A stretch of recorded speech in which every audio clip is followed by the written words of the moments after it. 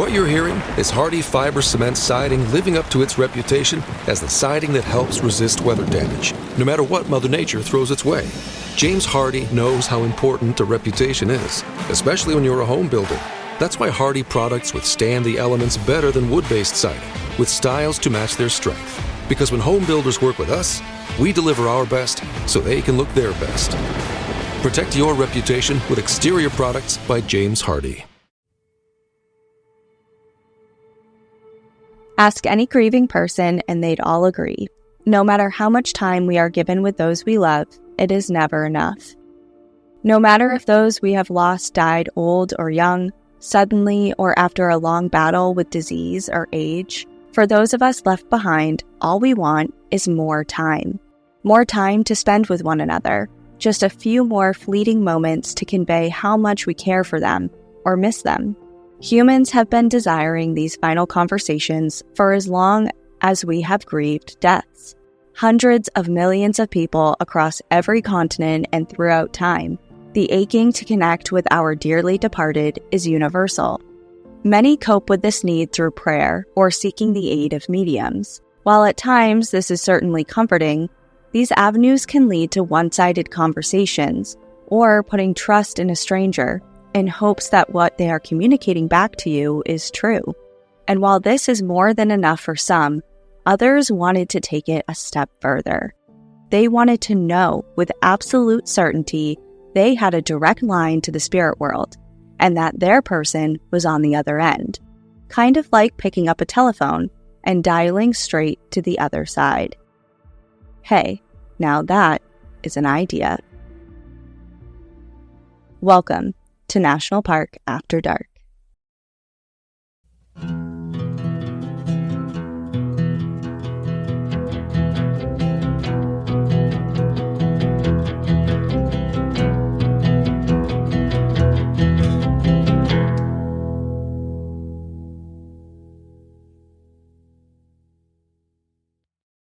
I'm really excited for this episode because you've hinted and you've told me off of the podcast what this is about, and now I'm very excited to hear the story because I don't know it at all. So I'm excited as well, and I really enjoyed researching this topic, and I hope it's going to come across in a way that like gives you everything you want, but there is some parts that I was not expecting, and I think that it's going to leave you wanting more. A little bit. Okay. Okay. Because I certainly want more, for sure. But yeah, so today we are, is the beginning of spooky season here at National Park After Dark and around the world. And we are doing, every week this month is going to be somewhat spooky themed. So we've planned out this month to revolve around that in some capacity, except for last week because we took a break.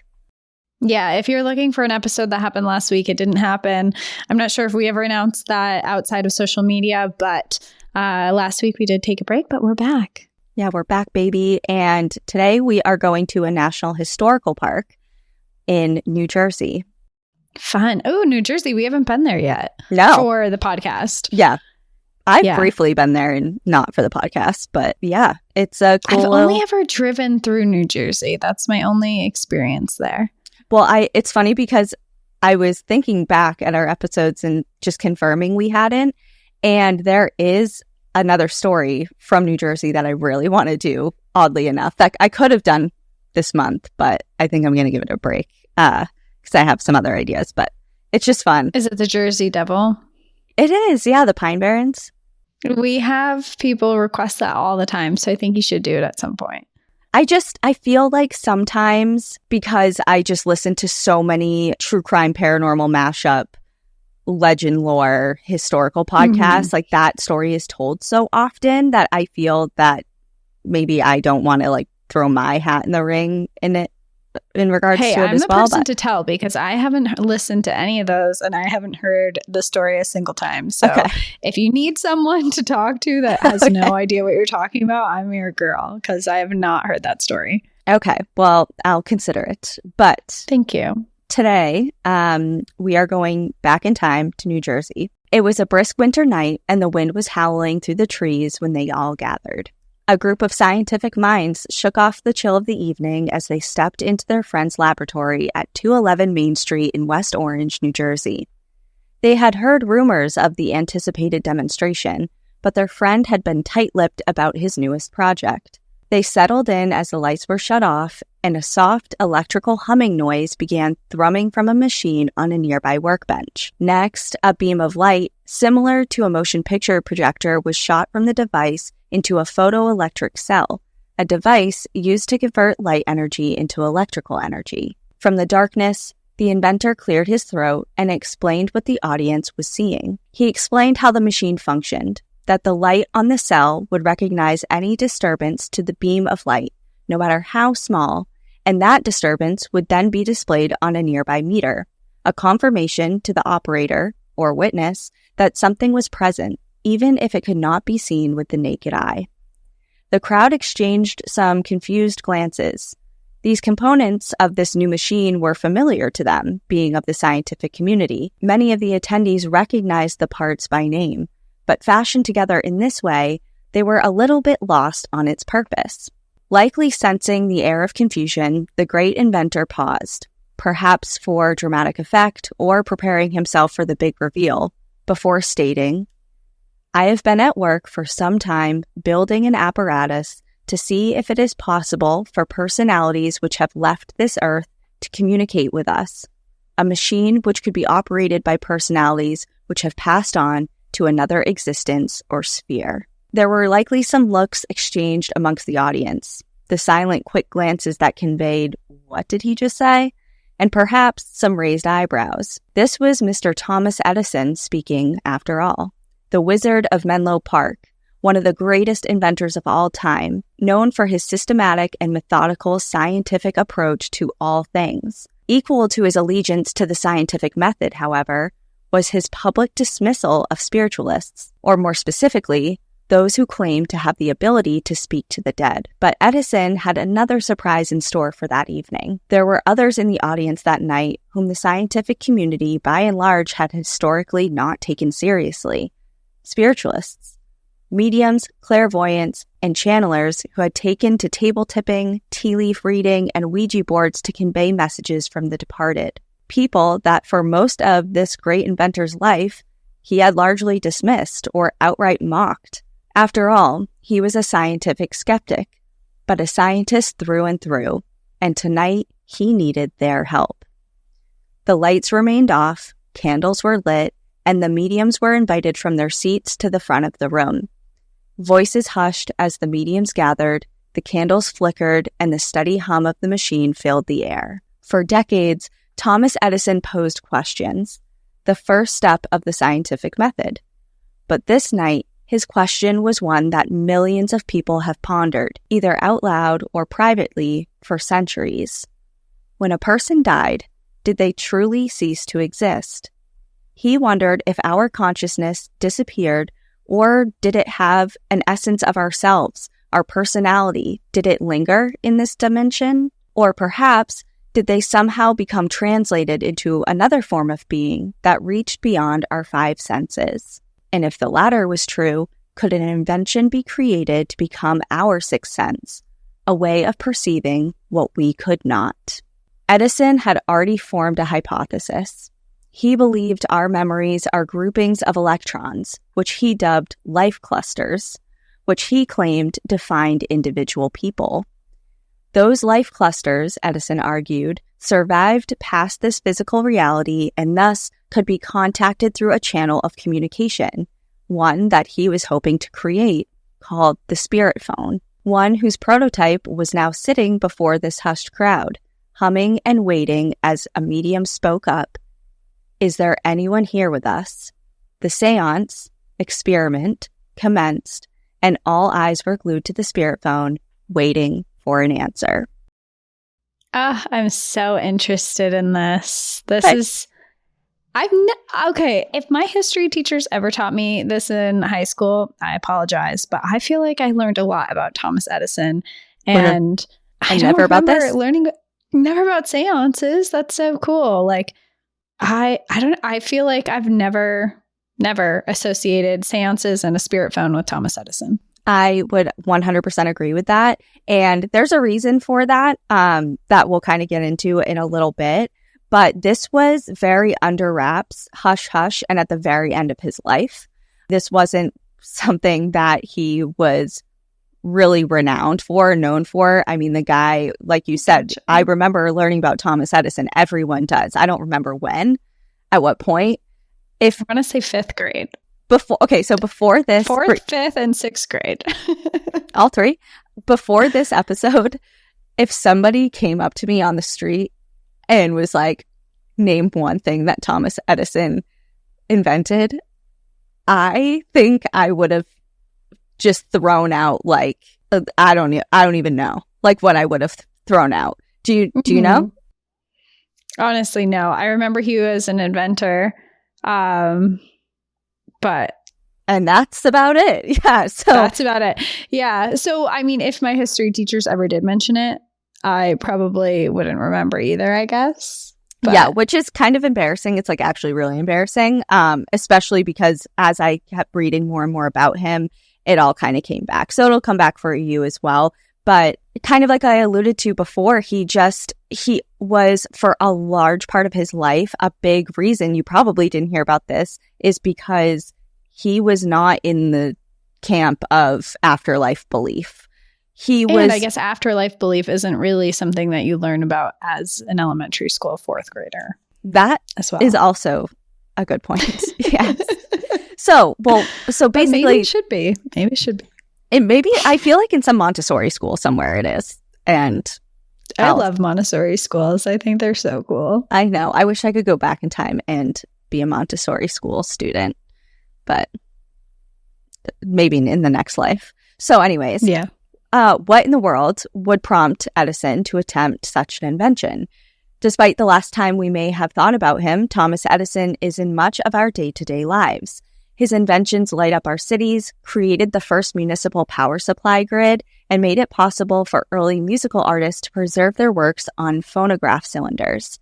His camera was the birth of the motion picture industry. He was co-founder of General Electric.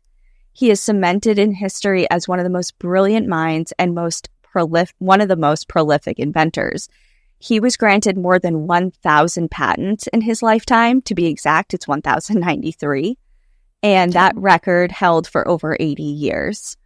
We remember him today for all of those things and more, but not many know that he spent his last decade of life geared towards communicating with the dead, seeking to prove an essence of life persists after bodily death. So let's learn a little bit about Thomas Edison before we go on, because I think context is key here. Yes, please, because I feel like I'm missing. When you just said some of the stuff that he invented, I'm like, right. Yes, right. I do slightly remember he's part of everything. Yes. Yeah. So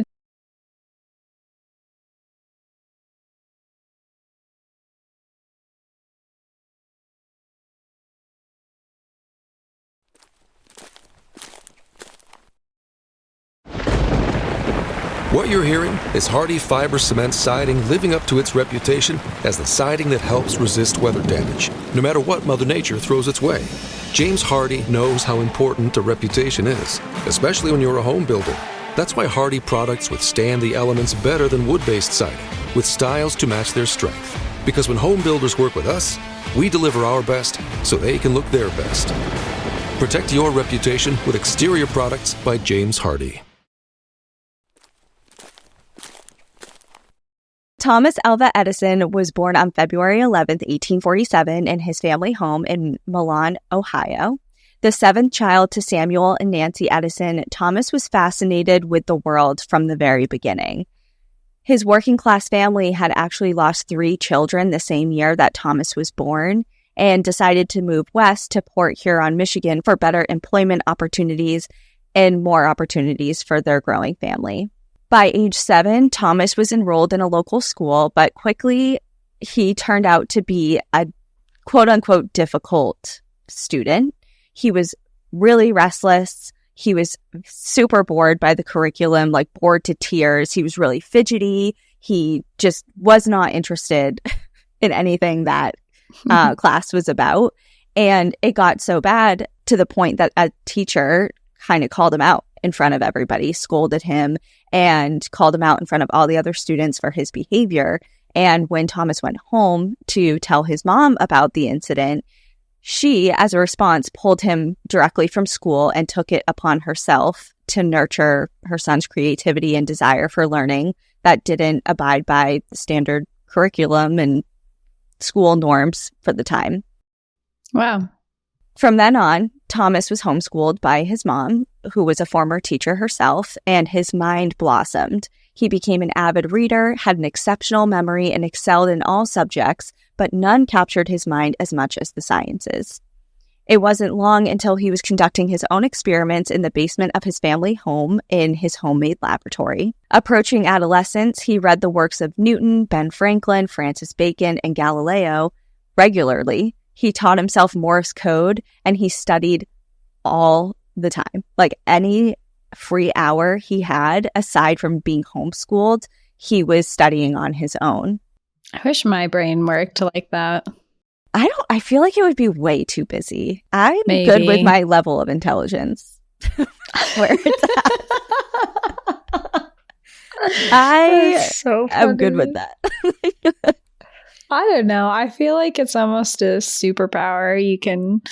You can teach yourself Morse code. I can't even teach myself Spanish. Like, I know.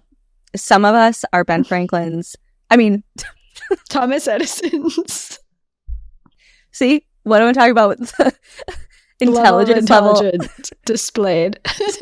And here we are. It is also very late, and it is been late. other We don't things usually happening. record this late. Yeah.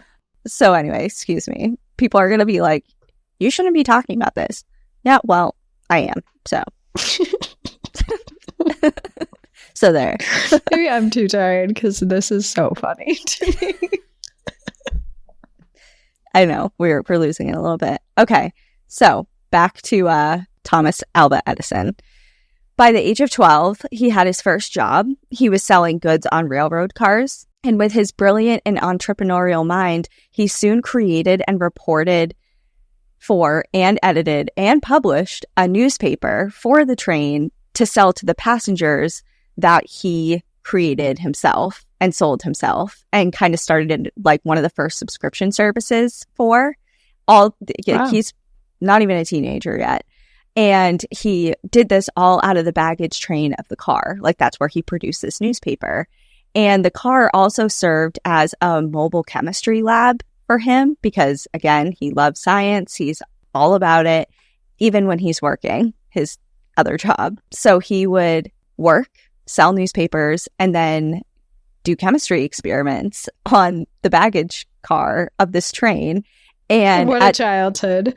And at one point he was experimenting with nitroglycerin, and somebody on the train car was familiar with what that was when he like went up to show them, and he freaked out and he threw it outside of the train car, and it exploded and caused like a minor derailment of the train. And then another time he like lit the car on fire through one of his experiments, and needless to say, he wasn't very popular with his bosses anymore, and he was kicked out. If he's lighting the train on fire, I can see why that would not go over too well. Yeah, and he actually he is known for having really bad hearing, and there are a lot of reports, and he has even said a couple of times in different interviews and things like that later in life that during that, when he was getting kicked off the train for like the last time, his boss picked him up by the ear or tugged on his ear really hard to literally throw him off of the train. And that's what damaged his hearing so badly when he was a child. So I thought that was interesting. But going forward, he mastered Morse code and found work as a sort of freelance telegraph operator in several cities and states around the country. By 1869, at the age of 22, young Edison found himself in Boston as a full-time inventor when he received his first patent for an electric vote recorder. Later, he moved to New York and opened up 2 shops in Newark, New Jersey, specializing in telegraphs. He met his future wife there, Mary, in one of the shops when she was 16 and he was 24. They were later married and went on to have 3 children, two of whom he nicknamed Dot and Dash as his nod to his love for Morse code. He really loved Morse code. That's a really cute, nerdy thing to do. Dot and Dash. I know, it is cute. But then the third child. Dot and Dash is cute, too. And that's it. It's like, and you were an accident. I'm just kidding. While his home life kind of fell a bit flat, he didn't have the best relationship with his wife for quite a while. His professional life really flourished. By now, he had solidified a name for himself and was regarded by and large as a genius. Although it is good to mention that there is a lot of controversy over several of his supposed inventions in regards to whose idea they truly were. But despite some of the ideas maybe coming from other people, the patents to those ideas and thus their claims to success are truly his and belong to him.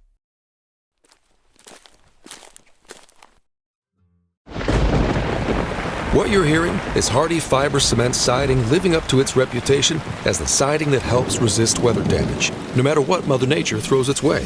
James Hardie knows how important a reputation is, especially when you're a home builder. That's why Hardie products withstand the elements better than wood-based siding, with styles to match their strength. Because when home builders work with us, we deliver our best so they can look their best. Protect your reputation with exterior products by James Hardie. Edison grew up during a big crossroads in this country. He was born just a year before the boom of spiritualism across the United States and Europe. By the 1850s, it had a chokehold on society. Even President Franklin Pierce and his wife Jane, along with President Abraham Lincoln and First Lady Mary Todd Lincoln, were known for inviting mediums to and holding seances in the White House, which we covered in episode 182. Mm-hmm. While the public remained divided on the matter, Edison remained removed from it, largely focusing on his own inventions and work throughout the boom of the Second Industrial Revolution.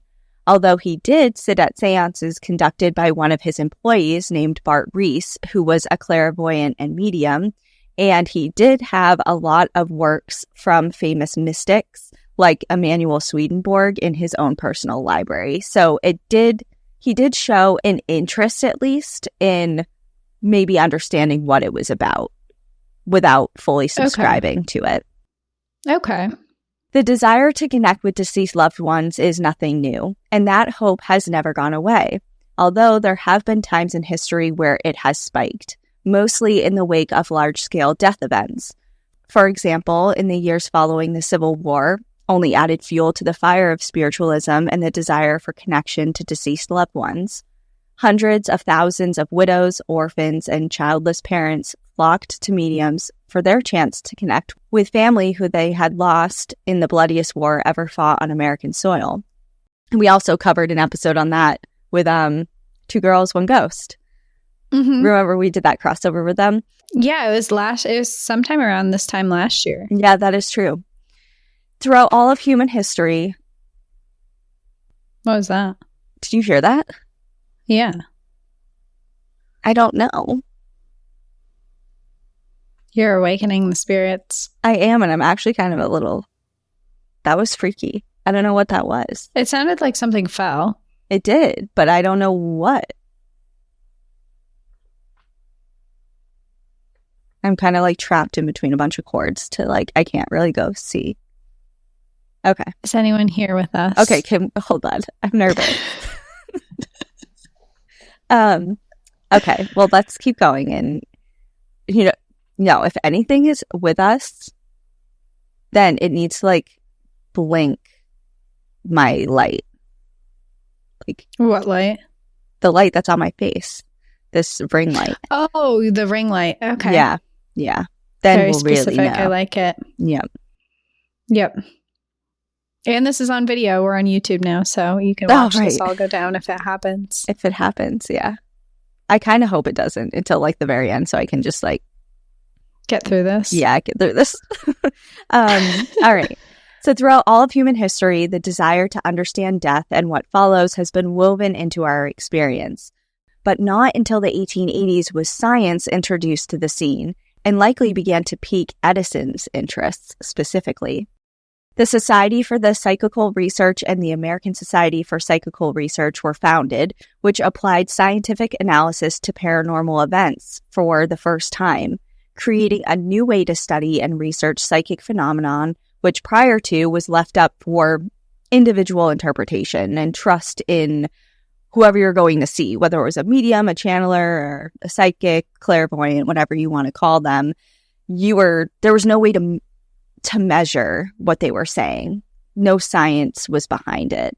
And now, during the 1880s, that's starting to change. It reminds me a lot of what we see with Ghostbusters today, where people go in with the meters to see if anything's interacting, if there's any type of electrical charges or currents that are happening around you. Yes. Like it's hard to just be like, oh yeah, I had this feeling. It's like, okay, well, what type of feeling? Was the temperature different? Like in that one spot, like let's look at the temperature gauge. Like let's look at hard numbers to correlate any findings with the feelings or the messages you're getting or whatever. Like that's when this really started to happen. And there was more scientific support for different phenomenon that was happening. So that's kind of where Edison started to get involved. And gotcha. He's such a science brain that he needs measurable, tangible things that he can explain. Yes, precisely. And he spent most of his professional career at the height of the Second Industrial Revolution studying people and demographics, basically determining a potential market and then inventing a device aimed at those consumers that need this thing now. He wasn't necessarily being like, I have this brilliant idea out of nowhere. He was studying people and being like, what could people do with? Like, what do people need? And what could they utilize? And what would make life easier or better? Or what can I create that doesn't exist yet that would solve this problem? So it was a time of new industry, the Second Industrial Revolution, expansion, inventions, and Edison was thriving. Remember, he had over 1,000 patents by the time he died. Like, he was churning them out. Yeah.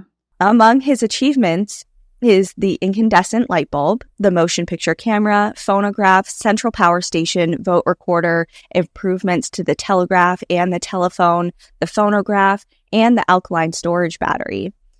By the time Edison was well into his career, it was also a time when spiritualism was beginning to be scientifically studied.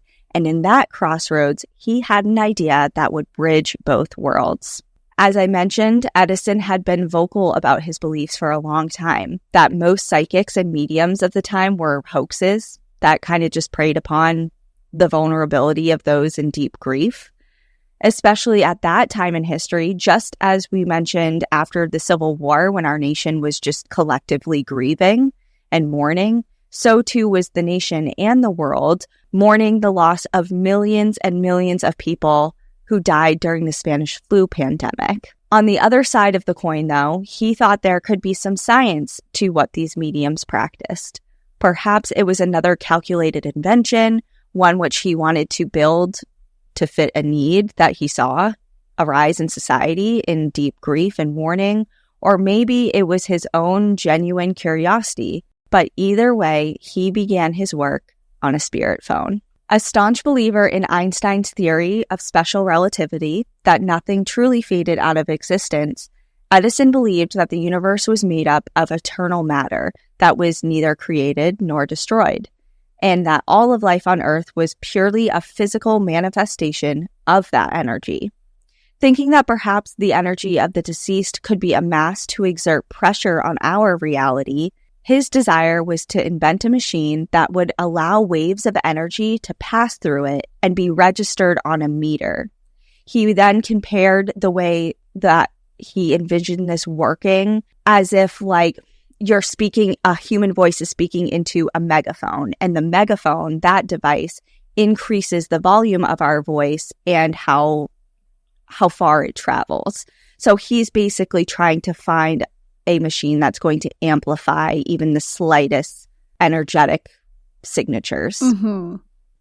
He planned to develop this device that could register movements of groups of electrons, or the clusters of life that he had dubbed them, that proved the existence of life after death, and in conjunction, he would then develop a code that conveyed yes or no responses that proved sentience and intelligence to the energy moving. So in short, the spirit phone was not really a phone the way you picture a phone, but an energy indicator. Sure, that makes sense. Developing the machine wasn't the hard part for Edison, believe it or not. The hard part was testing it, and he had to do this by summoning spirits. So, in other words, to test his invention, he needed the help of mediums and clairvoyants as a way of confirming his results. Which he didn't really believe in before. Yep, exactly right. Or maybe even during this, because this is all kind of seems like an experiment for him. Like he has no idea how it's going to turn out. So he has all these subjects and this idea and theory of what might happen. He's hypothesized on what's going to happen, but it seems like he's probably throughout this entire process pretty skeptical that he's going to have any results that indicate what he's looking for. Yep, absolutely. And Edison wasn't the only notable scientific figure who was open to this idea. Benjamin Franklin, Alexander Graham Bell, Isaac Newton, and Albert Einstein were all on that list, who either studied prophecy and astrology, seriously considered reincarnation, had books about the paranormal or the afterlife on the shelves of their personal libraries, or held firm beliefs that extraterrestrials were among us. But none played a bigger role or served as a bigger rival to Thomas Edison than Nikola Tesla, who just so happened to be at work creating his own ghost phone. Oh, there's competition. There's two ghost phones. There's two. Oh my, which one's better? Are we Thomas Edison or Tesla fans? You're going to have to decide. Interesting. I love that there's all these brilliant minds that are taking this very seriously, and because obviously this is something that we believe has importance. So to hear like these minds, these incredible minds that have gone down in history hundreds of years later are interested in the same subject.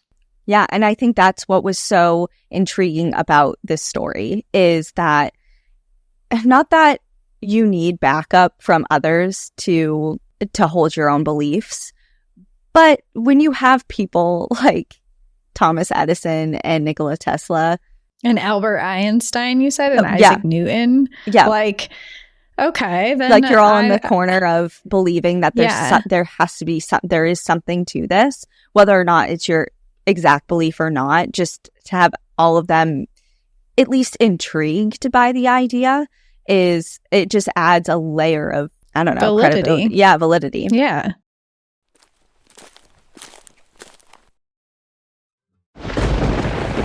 What you're hearing is Hardie fiber cement siding living up to its reputation as the siding that helps resist weather damage, no matter what Mother Nature throws its way. James Hardie knows how important a reputation is, especially when you're a home builder. That's why Hardie products withstand the elements better than wood-based siding, with styles to match their strength. Because when home builders work with us, we deliver our best so they can look their best. Protect your reputation with exterior products by James Hardie. In 1898, about 20 years prior to any mention of Edison's work on an afterlife phone, Nikola Tesla was hard at work in his Pikes Peak laboratory.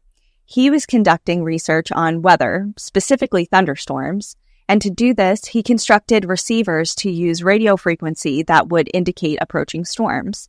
And the radio transmitter worked really well. It was not hooked up to power or any electrical source and was doing what it was supposed to do, which was to pick up static signatures generated by lightning.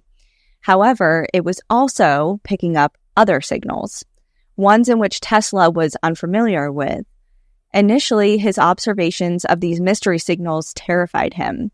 He was well accustomed to other electrical disturbances, like lightning static, things that are natural in nature, like anything from signatures from the sun, the aurora borealis, and more. He had all noted those and was familiar with those. But these that were coming through on this night were different and completely unknown to him. he heard what he thought were voices speaking in a language he couldn't understand. Oh. He wrote down his observations and thoughts in his journal as he pondered what he could have just stumbled upon, finishing with, quote, "The feeling is constantly growing on me that I have been the first to hear the greeting of another planet." At a time when radio transmitters were nearly non-existent, Tesla pursued his interest in these signals as he began receiving more and more human voices. And historians can't help but wonder if he was amongst the first to hear what we now classify today as an EVP. Edison wasn't aware of Tesla's discovery at first, but word soon got back to him that he was at work looking into this realm, and that was a big problem for Edison. He was known to be competitive. Like competition. Yeah, he was known to be really competitive, but no one was a bigger rival to him at this time than Nikola Tesla. Born in Serbia, Tesla was Edison's biggest competition. He was his own genius. I mean, he traveled, studied, and worked across Eastern Europe before landing a job at one of Edison's companies based in Paris. And he only worked there for about 6 months, but it was long enough for his brilliance to catch Edison's personal attention. Tesla went on to actually work for George Westinghouse, which was Edison's rival company in the race to supply cities with power. And Edison took notice of that. And there is an entire chapter in history about the Edison-Tesla rivalry. It goes really deep. It's long. I mean, it got to the point that Tesla was offered a Nobel Prize and he declined it and he rejected it because he had to share it with Edison. I actually feel like this part of history is striking. Like, I feel like I remember learning about this. There's something called the War of the Currents that they were battling. This is definitely ringing bells. Okay, yes. Yeah. So it is really intriguing and really interesting, but it's not really relevant to this particular story. Just good to know that this is his rival. Yes, other than to know that they're both working on something similar and they're pretty much rivals at this point.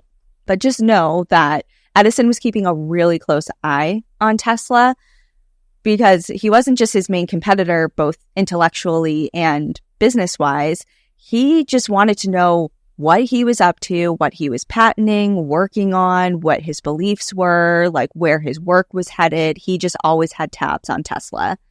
And for the sake of this story, he was extremely interested in Tesla's work on his own ghost phone. Tesla once said, quote, "The day science begins to study non-physical phenomena, it will make more progress in 1 decade than in all previous centuries of its existence." So he was, and if you know anything about Tesla, he is a really interesting historical figure. He was so brilliant, and he's really known in the, I hate to say the paranormal world, but the metaphysical world for like, a lot of people think that he was a clairvoyant and that a lot of his inventions came from like psychic downloads. He saw visions. There was a lot of things going on with him that people are like, something was up with him more than just being an absolute genius. So there's way more to him. That is, if you're interested in learning more about Tesla, I totally would.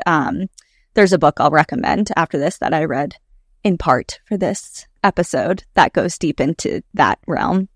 But anyways. Very interesting. So Tesla believed that radio waves are eternal and that they could carry messages from other people, extraterrestrials, and spirits. And he was working on his own ghost phone, especially after he made this incidental finding of these disembodied voices. He didn't know where they were coming from, but he wanted to create a machine that could basically tune in to that frequency of disembodied voices from the spirit world, especially after, he thinks he made contact initially. He was very intrigued. And can you blame him? Upon hearing of Tesla's developments in his own laboratory, a fire was essentially set under Edison's butt to get working on his own. So whether or not he had been thinking about this already or kind of had it in the works, hearing that Tesla was now working on this, he was like, oh, I'm really getting this down. So I'm going to do it and I'm going to do it better. Right. And faster.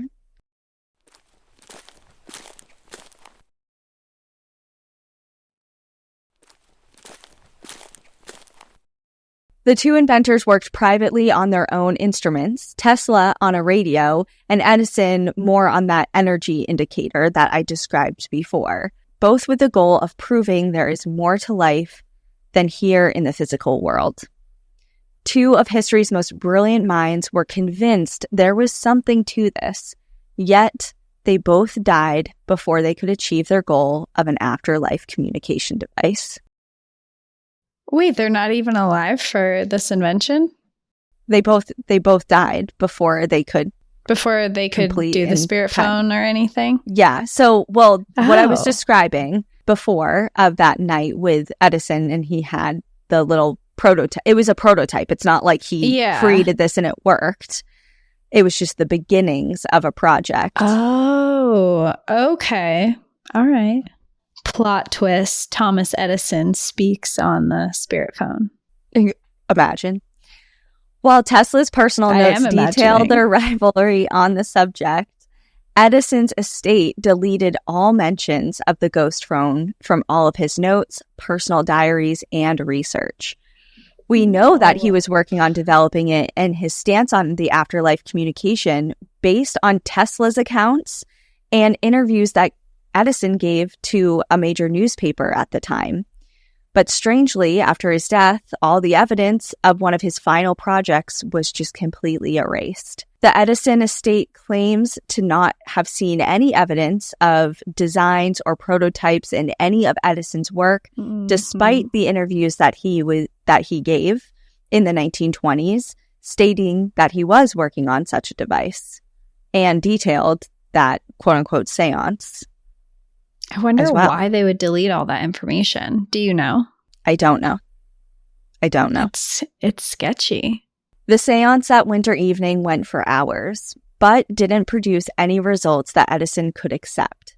While both Edison and Tesla's hopes for communication with the dead were never realized, you can visit the place where Edison worked on the device and invented so many others. His laboratory closed its doors soon after his death, but reopened as a museum in 1948. In 1962, it was designated as a National Historic Site and finally declared part of the National Park System in 2009. Thomas Edison National Historical Park is located in West Orange, New Jersey, and is the site where he lived and worked from 1886 until his death. You can tour his laboratory, a 3-story building that held a research library, machine shops, Edison's personal office, space for experiments, and various research projects where different small teams of his employees worked on aspects of projects while he made his daily rounds. The laboratory complex where he developed the phonograph, storage battery, and the motion picture camera, and then Glenmont, which is his personal residence, are both open for tours and in near original condition. Although it's advised that you reserve tours for the Glenmont Mansion, his personal home, they're not required, but if you want to go, definitely book them in advance because there's really high demand for them. It's all over the National Park Service site. Like if you want to get into his home, you got to book it way in advance. Interesting. Not only is the park a memorial to American innovation, under Edison's ownership and control, the property and buildings became the nation's first industrial research center and invention factory, essentially becoming the blueprint for research and development shops of the future. And although the spirit phone and the ghost phone never came to be, the mere idea of them marks a universal desire to have just one more conversation with our dead friends, family, and loved ones. To say, I love you, I miss you, or I'm sorry. And while that technology hasn't come yet, and perhaps never will, there is another type of phone that brings comfort to the grieving, and that is called the wind phone. And I know I've mentioned this to you before because I have used one. But I had to put this in here at the end because I think it's so beautiful. And it's a phone and it has to deal with talking to dead people. So it's relevant. Yes, it is. I love that you're adding this. In 2010, Aituro Sasaki, a garden designer living in Japan, was grieving the loss of his cousin when he decided to purchase a phone booth. The phone was not connected. There was no dial tone, no cords or wires connecting it to any power source. The connection came simply from him. He would pick up the receiver and speak to his deceased cousin. The conversations may have been one-sided, but the relief and comfort he felt from physically picking up a phone and being able to talk as if his cousin was on the other end brought such immense comfort to him. The following year, a massive earthquake triggered a tsunami that decimated the coast of Japan that left over 18,000 people dead. Sasaki's garden phone, which he named Kaze no Denwa, which translates to telephone of the wind, was salvaged, and he opened his phone to his grieving community. Word spread, and to date, over 40,000 people have visited his telephone of the wind to connect with those most important to them, who just aren't physically here anymore. But you don't have to travel to Japan to find a wind phone. In fact, there are over 200 of them in the US alone, mostly in public outdoor spaces. And there's a website that I'll link the source to find a wind phone near you if you're interested, because it has an interactive map with pins across all the world, but clearly for us in the US, that has all the known locations of wind phones out there. And like I said, they're largely found in nature. They're on side of trails, in public parks, near lakes, on public benches, like anywhere that's in nature and a little secluded for privacy and grieving purposes. And they're typically disconnected rotary phones affixed to trees or in a small little built kiosk, accompanied by a small plaque that reads something like, quote, "This phone is for everyone who has lost a loved one. The phone is an outlet for those who have a message they wish to share with their lost friends and family. It is a phone for memories you never got to say." And then usually there's a little dedication to someone in particular of why that phone was placed in memory of someone. But yeah, so I have been to a wind phone. I've used a wind phone. I went to one when I lived in Olympia to talk to Ian and my dad. And it's a really therapeutic experience. And if you are interested, the New England area is full of them. Full. That's so cool. There's a map that someone put together with all of them. So Maine, New Hampshire, every Vermont, state, almost every Massachusetts. Yep. Almost every state in the US, aside from New Mexico, I want to say New Mexico, Utah, I don't know, a couple out west don't have them, or at least don't have them marked yet. But the woman who runs this site, her name is Amy, and she started compiling them and runs it actively after one of her daughters passed away, and she became really involved in the wind phone. So yeah, you can look them up, and there's one like 20 minutes from me that I had no idea Have you been about. to it? No, I didn't know until I looked at this map. Oh, wow. Yeah, that's so interesting. There's a few in Vermont. I think there's 4 or 5 in Vermont. That doesn't surprise me. Vermont has little things like that. There's actually, it's not a phone, but in Vermont, Al actually stumbled across it.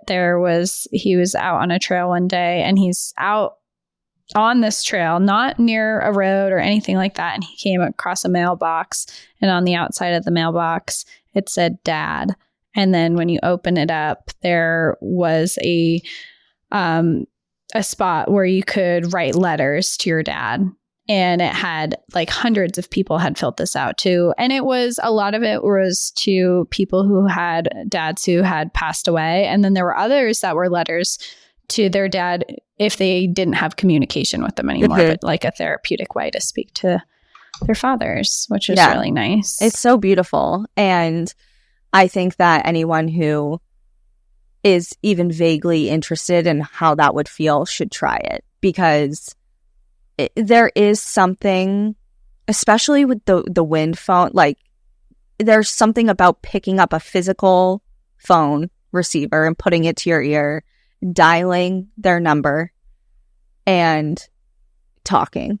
There's something about that is just so deeply healing that I understand why they're so popular and gaining popularity as time goes on. All right, briefly back to Thomas Edison before we wrap this up. Okay. On his deathbed, Thomas Edison was surrounded by 8 empty test tubes. Rumor has it one of Edison's closest friends, Henry Ford, had requested his final breath. After his passing, Edison's son, Charles, had the test tubes sealed with paraffin wax and gave one of them to Ford, which was lost for a number of years before being rediscovered in the 1950s. And it now sits at the Henry Ford Museum in Dearborn, Michigan, labeled as Thomas Edison's last breath. And while that's cool, what I find the most special isn't his final breath, but his final words. On October 18th, 1931, he was in and out of consciousness when just hours before his death, he awoke, opened his eyes, and said to those next to him, "It is very beautiful over there," before slipping back into a coma and passing away. To what he was referring to, we can only guess, but maybe one day his life clusters will come back and tell us. The end. I love it. I love how you ended that. What a cool story. What a cool episode. Yeah. And perfect for October, for spooky season, and a different vibe than, it's not like your typical paranormal, but yeah, still it's paranormal. Science and spiritualism combined. Meet. Yeah. And yeah, I know that was kind of all over the place. I'm very aware of that. Not my most eloquent put together story from, there's not really like a beginning, middle, and end. But that's largely because, as I was saying in the beginning, the subject, like I see this subject all the time, like Thomas Edison's spirit phone, and there's so many articles about it, and there's so many little pieces about it, but there's really not a lot of information. So a lot of that I got from a book. It's called Edison vs. Tesla, The Battle Over Their Last Invention. And yes, it has to do with the spirit phone, but largely it's about both of their lives and their rivalry and their inventions and their beliefs and what they did for the world as far as what they brought to life from their minds. And it's a really interesting book. And I know that, you know, it kind of was just like, here's the spirit phone, kind of, not really at all. But I think it was worth telling, and it's interesting. It's an interesting piece of history that the National Park Service preserves now through a National Historical Park. And it's cool. It's so funny because I was so interested in this topic and what you were talking about that I almost forgot that there was a tie to a national park. And then towards the end there, you're like, oh, and this National Historic Park. And I'm like, oh yeah, National Park After Dark. Like this has a tie to a national park somewhere in here, but where is it? I almost forgot that was there, but it's really cool. Next time we're in New Jersey. Which I feel like we're going to New York at some point soon, right? We've been saying that for like 3 years. So we'll see. Soon when we go, maybe we'll pay them a visit and ask them directly about Edison's spirit phone and make them uncomfortable. And they'll be like, that isn't real. That doesn't exist. Sure. And then there'll be like, wink, wink, wink. We get it. There'll be like someone official that comes up to us after and be like, it doesn't exist. Yeah, it's like right. I can't wink that well, but anyways, yeah. So great. Thanks for hanging in there and learning about Thomas Edison again for maybe the first time in 25 years, like me, like us. Literally, it's been so long. It's so long. Yeah. So anyway, yeah, that book, I'll link it because it was really cool. Even if I only read about 75% of it because it got real science heavy and invention heavy. And you just needed the bits and pieces for this specific story. Yeah. But if you're into this whole thing, definitely pick it up. But anyways, that's it. And we'll see you next week. Yeah, we'll be back next week for sure. In the meantime, enjoy the view. But watch your back. Bye. Bye.